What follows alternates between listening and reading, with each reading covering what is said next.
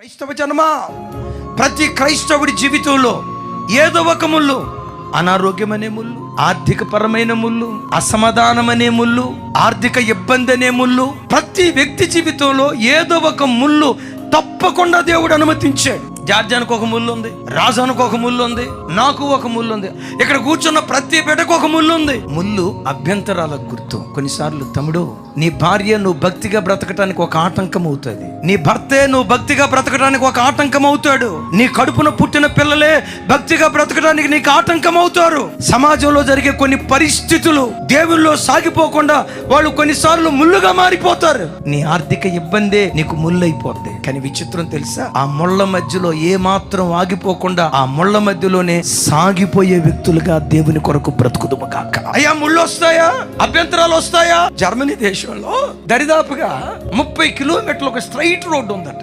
ఎక్కడ టర్నింగ్లు గాని మెలికలు గాని లేవట. ఎక్కడ స్టార్ట్ అయితే రోడ్డు 30 కిలోమీటర్స్ వరకు స్ట్రైట్ లైన్. ఏ యాక్సిడెంట్లు కాకూడదు. ఈ వంకర్లున్న కాడి నుంచి అక్కడక్కడ యాక్సిడెంట్లు అవుతున్నాయి.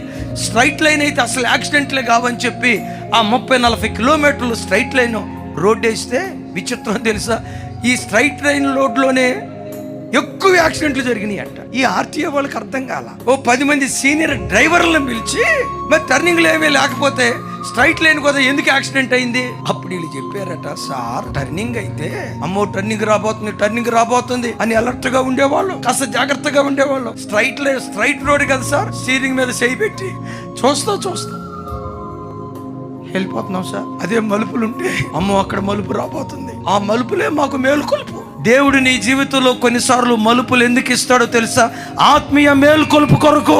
నిన్ను హింసించాలని కాదు, నిన్ను బాధ పెట్టాలని కాదు. నీవు ఆరాధించే దేవుడు నువ్వు బాధపడితే సంతోషించేవాడు కాదు, నీవు ఏడిస్తే ఏడ్చే దేవుడు. నువ్వు ఆనందంగా బ్రతుకుతుంటే పరలోకంలో గంతులు వేసే దేవుడు. నీ యావత్ బాధలో నీతో కూడా బాధనుంది మనసున్న మహా గొప్ప దేవుడు నేను ప్రకటించే నజరేయుడైన యేసుక్రీస్తు వారు. జనమా, ప్రతి క్రైస్తవుడు ముళ్ళ మధ్యలోనే దేవుని మహిమ కొరకు సాగిపోయే వ్యక్తిగా ఉండాలి. అనారోగ్యం ఒక ముళ్ళు, ఆర్థిక ఇబ్బంది ఒక ముళ్ళు, మాట వినని కూతురు ఒక ముళ్ళు. ఏడవకో, నా ప్రార్థన ఏమైపోయిందయ్యా, నా విశ్వాసం ఏమైపోయిందయ్యా, నాకే ఎందుకు ఈ అనారోగ్యం ఇచ్చావు? దేవుని ప్రశ్నించుకో. ఆ ముళ్ళును తట్టుకునే కృప నాకు దయచేయి. అడుగు, చాలినంత కృపిస్తాడు. ఆ ముళ్ళు ద్వారానే దేవుడు మహిమపరచబడతాడు.